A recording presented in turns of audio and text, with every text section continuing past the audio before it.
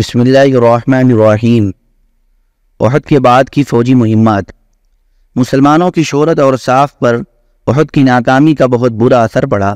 ان کی ہوا اکھڑ گئی اور مخالفین کی دلوں سے ان کی ہیبت جاتی رہی۔ اس کے نتیجے میں اہل ایمان کی داخلی اور خارجی مشکلات میں اضافہ ہو گیا۔ مدینے پر ہر جانب سے خطرات منڈلانے لگے۔ یہود، منافقین اور بدوؤں نے کھل کر عداوت کا مظاہرہ کیا اور ہر گروہ نے مسلمانوں کو ذکر پہنچانے کی کوشش کی، بلکہ یہ توقع باندھ لی کہ وہ مسلمانوں کا کام تمام کر سکتا ہے اور انہیں بے خبن سے اکھاڑ سکتا ہے۔ چنانچہ اس غزوے کو ابھی 2 مہینے بھی نہیں گزرے تھے کہ بنو اسد نے مدینے پر چھاپا مارنے کی تیاری کی۔ پھر سفر سن 4 ہجری میں عدل اور قارہ کے قبائل نے ایک ایسی مکارانہ چال چلی کہ 10 صحابہ کرام رضی اللہ تعالیٰ عنہم اجمعین کو جام شہادت نوش کرنا پڑا، اور ٹھیک اسی مہینے میں رئیس بنو عامر نے اسی طرح کی ایک دغا بازی کے ذریعے 70 صحابہ کرام رضی اللہ تعالیٰ عنہم اجمعین کو شہادت سے ہمکنار کرایا۔ یہ حادثہ بیر معونہ کے نام سے معروف ہے۔ اس دوران بنو نذیر بھی کھلی عداوت کا مظاہرہ شروع کر چکے تھے، یہاں تک کہ انہوں نے ربیع الاول سن 4 ہجری میں خود نبی کریم صلی اللہ علیہ وسلم کو شہید کرنے کی کوشش کی۔ ادھر بنو غطفان کی جرأت اس قدر بڑھ گئی کہ انہوں نے جمادی الاولیٰ سن 4 ہجری میں مدینے پر حملے کا پروگرام بنایا۔ غیر مسلمانوں کی جو ساکھ غزوہ احد میں اکھڑ گئی تھی، اس کے نتیجے میں مسلمان ایک مدت تک پیم خطرات سے دوچار رہے، لیکن وہ تو نبی کریم صلی اللہ علیہ وسلم کی حکمت بالغہ تھی جس نے سارے خطرات کا رخ پھیر کر مسلمانوں کی ہیبت رفتہ واپس دلائی اور انہیں دوبارہ مجد و عزت کے مقام بلند تک پہنچا دیا۔ اس سلسلے میں آپ صلی اللہ علیہ وسلم کا سب سے پہلا قدم حمراء الاسد تک مشرکین کے تعاقب کا تھا۔ اس کارروائی سے آپ صلی اللہ علیہ وسلم کی لشکر کی آبرو بڑی حد تک برقرار رہ گئی، کیونکہ یہ ایسا پروقار اور شجاعت پر مبنی جنگی اقدام تھا کہ مخالفین خصوصاً منافقین اور یہود کا منہ حیرت سے کھلے گا کھلا رہ گیا۔ پھر آپ صلی اللہ علیہ وسلم نے مسلسل ایسی جنگی کارروائیاں کی کہ ان سے مسلمانوں کی صرف سابقہ حیت ہی بحال نہیں ہوئی بلکہ اس میں مزید اضافہ بھی ہو گیا۔ اگلے صفحات میں انہی کا کچھ تذکرہ کیا جا رہا ہے۔ نمبر 1، سریہ ابو سلمہ رضی اللہ عنہ۔ جنگ احد کے بعد مسلمانوں کے خلاف سب سے پہلے بنو اسد بن خزیمہ کا قبیلہ اٹھا۔ اس کے متعلق مدینے میں یہ اطلاع پہنچی کہ خویلد کے 2 بیٹے طلحہ اور سلمہ اپنی قوم اور اپنی تاشعاروں کو لے کر بنو اسد کو رسول اللہ صلی اللہ علیہ وسلم پر حملے کی دعوت دیتے پھر رہے ہیں۔ رسول اللہ صلی اللہ علیہ وسلم نے جھٹ 150 انصار و مہاجرین کا ایک دستہ تیار فرمایا اور حضرت ابو سلمہ رضی اللہ تعالیٰ عنہ کو اس کا علم دے کر سپہ سالار بنا کر روانہ فرما دیا۔ حضرت ابو سلمہ رضی اللہ تعالیٰ عنہ نے بنو اسد کے حرکت میں آنے سے پہلے ہی ان پر اس قدر اچانک حملہ کیا کہ وہ بھاگ کر ادھر ادھر بکھر گئے۔ مسلمانوں نے ان کے اونٹ اور بکریوں پر قبضہ کر لیا اور ساری مغانم مدینہ واپس آ گئے۔ انہیں 2 بدو جنگ بھی نہیں لڑنی پڑی۔ یہ سریہ محرم سن 4 ہجری کا چاند نمودار ہونے پر روانہ کیا گیا تھا۔ واپسی کے بعد حضرت ابو سلمہ رضی اللہ تعالیٰ عنہ کا ایک زخم جو انہیں احد میں لگا تھا پھوٹ پڑا اور اس کی وجہ سے وہ جلد ہی وفات پا گئے۔ نمبر 2، عبداللہ بن انیس رضی اللہ تعالیٰ عنہ کی مہم۔ اسی ماہ محرم سن 4 ہجری کی 5 تاریخ کو ایک خبر ملی کہ خالد بن سفیان غدری مسلمانوں پر حملہ کرنے کے لیے فوج جمع کر رہا ہے۔ رسول اللہ صلی اللہ علیہ وسلم نے اس کے خلاف کارروائی کے لیے عبداللہ بن انیس رضی اللہ تعالیٰ عنہ کو روانہ فرمایا۔ عبداللہ بن انیس رضی اللہ تعالیٰ عنہ مدینے سے 18 روز باہر رہ کر 23 محرم کو واپس تشریف لائے۔ وہ خالد کو قتل کر کے اس کا سر بھی ہمراہ لائے تھے۔ جب خدمت نبوی میں حاضر ہو کر انہوں نے یہ سر آپ صلی اللہ علیہ وسلم کے سامنے پیش کیا تو آپ صلی اللہ علیہ وسلم نے انہیں ایک عصا مرحمت فرمایا اور فرمایا کہ یہ میرے اور تمہارے درمیان قیامت کے روز نشانی رہے گا۔ چنانچہ جب ان کی وفات کا وقت آیا تو انہوں نے وصیت کی کہ یہ عصا بھی ان کے ساتھ ان کے کفن میں لپیٹ دیا جائے۔ نمبر 3، رجیع کا حادثہ۔ اسی سال سن 4 ہجری کے ماہ سفر میں رسول اللہ صلی اللہ علیہ وسلم کے پاس عدل اور قارہ کی کچھ لوگ حاضر ہوئے اور ذکر کیا کہ ان کے اندر اسلام کا کچھ چرچا ہے، لہذا آپ ان کے ہمراہ کچھ لوگوں کو دین سکھانے اور قرآن پڑھانے کے لیے روانہ فرما دیں۔ آپ صلی اللہ علیہ وسلم نے ابن اسحاق کے بقول 6 افراد کو اور صحیح بخاری کی روایت کے مطابق 10 افراد کو روانہ فرمایا، اور ابن اسحاق کے بقول مرثد ابن ابی مرثد غنوی کو اور صحیح بخاری کی روایت کے مطابق عاصم بن عمر بن خطاب کے نانا حضرت عاصم بن ثابت کو ان کا امیر مقرر فرمایا۔ جب یہ لوگ رابغ اور جدہ کے درمیان قبیلے غدیل کے رجیع نامی ایک چشمے پر پہنچے تو ان پر عدلہ اور قارہ کے مذکورہ افراد نے قبیلے غدیل کی ایک شاخ بنو لحیان کو چڑھا دیا، اور بنو لحیان کے کوئی 100 تیر انداز ان کے پیچھے لگ گئے اور نشانات قدم دیکھ کر انہیں جا لیا۔ یہ صحابہ کرام رضی اللہ تعالیٰ عنہ مجمعین ایک ٹیلے پر پناہ گیر ہو گئے۔ بنو لحیان نے انہیں گھیر لیا اور کہا، تمہارے لیے عہد و پیمان ہے کہ اگر تم ہمارے پاس اتر آؤ تو ہم تمہارے کسی آدمی کو قتل نہیں کریں گے۔ حضرت عاصم رضی اللہ تعالیٰ عنہ نے اترنے سے انکار کر دیا اور اپنے رفقا سمیت ان سے جنگ شروع کر دی۔ بالآخر تیروں کی بوچھاڑ سے 7 افراد شہید ہو گئے اور صرف 3 آدمی حضرت خبیب، زید بن دثنہ اور ایک اور صحابی باقی بچے۔ اب پھر بنو لحیان نے اپنا عہد و پیمان دہرایا اور اس پر تینوں صحابی ان کے پاس اتر آئے، لیکن انہوں نے قابو پاتے ہی بدعہدی کی اور انہیں اپنی کمانوں کی تاز سے باندھ لیا۔ اس پر تیسرے صحابی نے یہ کہتے ہوئے کہ یہ پہلی بدعہدی ہے ان کے ساتھ جانے سے انکار کر دیا۔ انہوں نے کھینچ گھسیٹ کر ساتھ لے جانے کی کوشش کی لیکن کامیاب نہ ہوئے تو انہیں قتل کر دیا اور حضرت خبیب اور زید رضی اللہ تعالی عنہما کو مکہ لے جا کر بیچ دیا۔ ان دونوں صحابہ نے بدر کے روز اہل مکہ کے سرداروں کو قتل کیا تھا۔ حضرت خبیب رضی اللہ تعالی عنہ کچھ عرصہ اہل مکہ کی قید میں رہے، پھر مکہ والوں نے ان کے قتل کا ارادہ کیا اور انہیں حرم سے باہر تنعیم لے گئے۔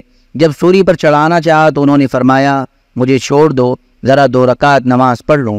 مشرکین نے چھوڑ دیا اور آپ نے 2 رکعت نماز پڑھی۔ جب سلام پھیر چکے تو فرمایا، بخدا اگر تم لوگ یہ نہ کہتے کہ میں جو کچھ کر رہا ہوں گھبراہٹ کی وجہ سے کر رہا ہوں تو میں کچھ اور طول دیتا۔ اس کے بعد فرمایا، اے اللہ انہیں ایک ایک کر کے گن لے، پھر انہیں بکھیر کر مارنا اور ان میں سے کسی ایک کو باقی نہ چھوڑنا۔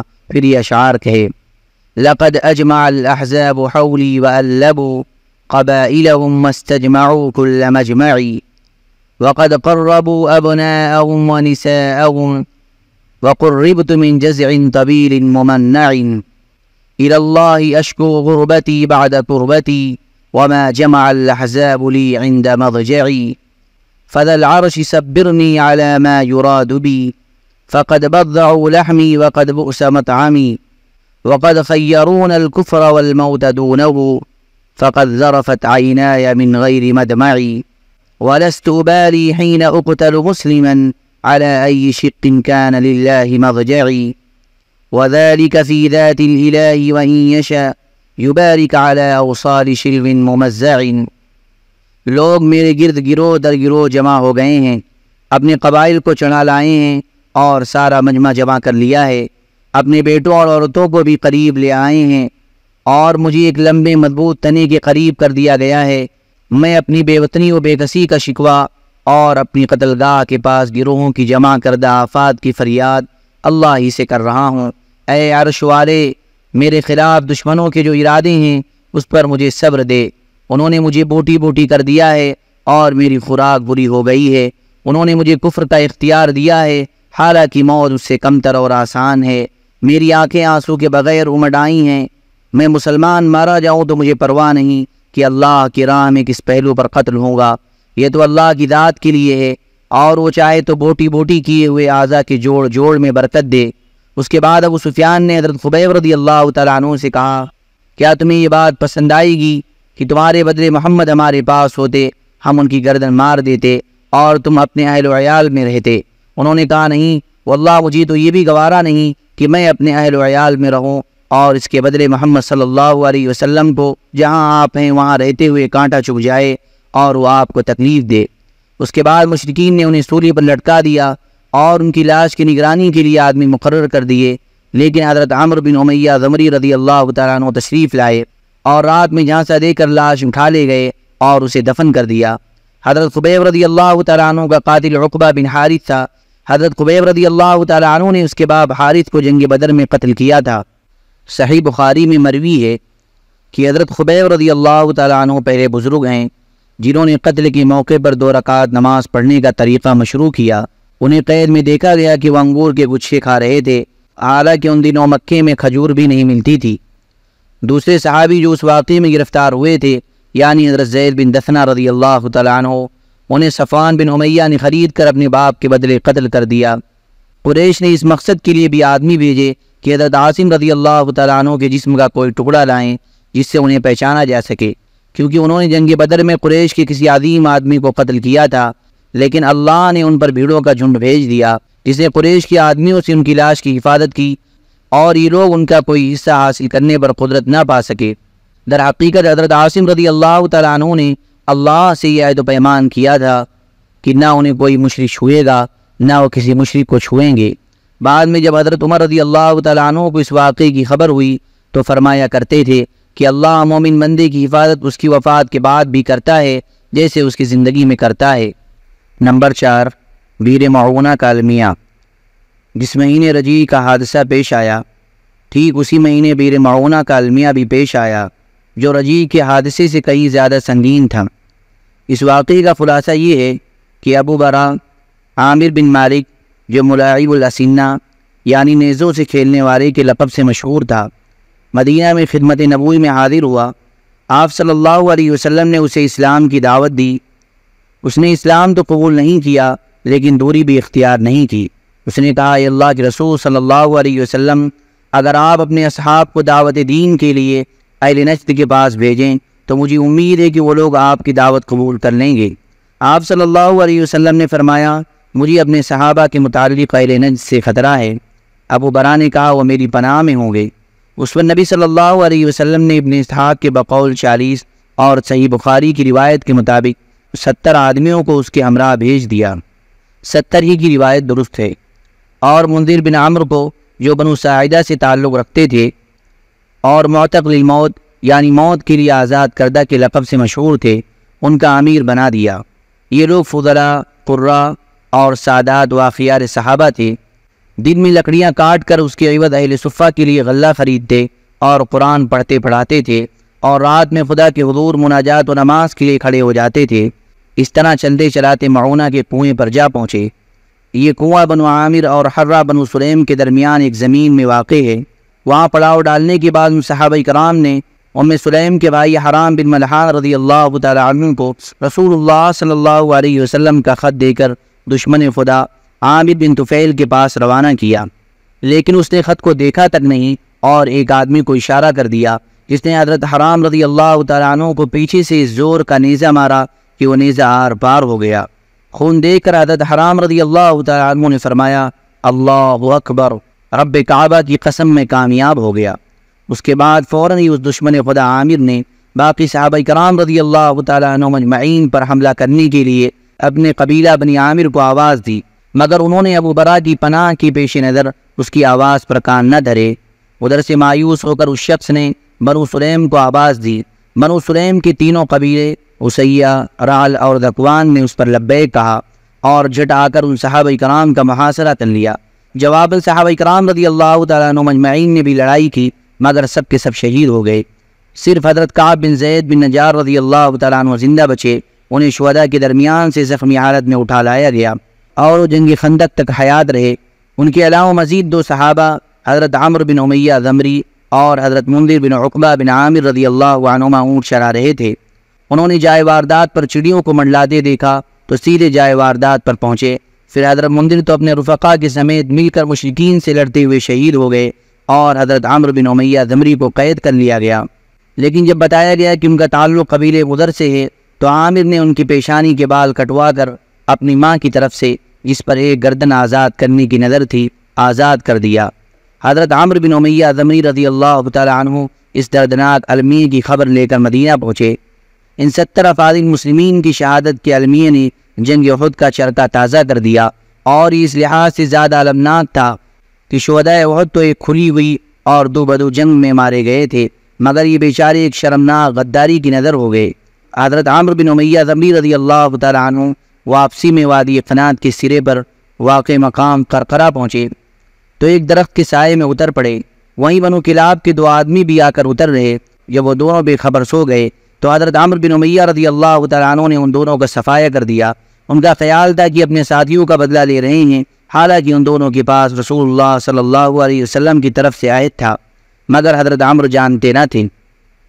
چنانچہ جب مدینہ آ کر انہوں نے رسول اللہ صلی اللہ علیہ وسلم کو اپنی اس کارروائی کی خبر دی تو آپ صلی اللہ علیہ وسلم نے فرمایا کہ تم نے 2 ایسے آدمیوں کو قتل کیا ہے جن کی دیت مجھے لازماً ادا کرنی ہے۔ اس کے بعد آپ صلی اللہ علیہ وسلم مسلمان اور ان کے خلفاء یہود سے دیت جمع کرنے میں مشغول ہو گئے، اور یہی واقعہ غزوہ بنو نذیر کا سبب بنا، جیسا کہ آگے آ رہا ہے۔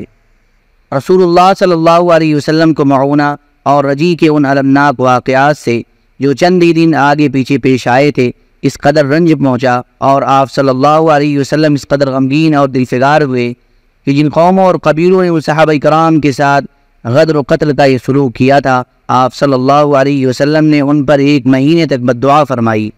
چنانچہ صحیح بخاری میں حضرت انس رضی اللہ تعالیٰ عنہ سے مروی ہے کہ جن لوگوں نے آپ صلی اللہ علیہ وسلم کے صحابہ کو بیر معونہ پر شہید کیا تھا، آپ نے ان پر 30 روز تک بددعا کی۔ آپ نماز فجر میں رعل، ذکوان، لحیان اور عصیہ پر بددعا کرتے تھے اور فرماتے تھے کہ عصیہ نے اللہ اور اس کے رسول کی معصیت کی، اللہ تعالیٰ نے اس بارے میں اپنے نبی پر وحی نازل کی جو بعد میں منسوخ ہو گئی۔ وہ وحی یہ تھی، ہماری قوم کو یہ بتلا دو کہ ہم اپنے رب سے ملے تو ہم سے راضی ہے اور ہم اس سے راضی ہیں۔ اس کے بعد رسول اللہ صلی اللہ علیہ وسلم نے اپنا یہ قنوت ترک فرما دیا۔ اللہم صلی علی سیدنا وعلی آل سیدنا وحبیبنا ومحبوبنا ومولانا محمد وبارک وسلم۔ سبحان ربک رب العزة عما یصفون وسلام علی المرسلین والحمد للہ رب العالمین۔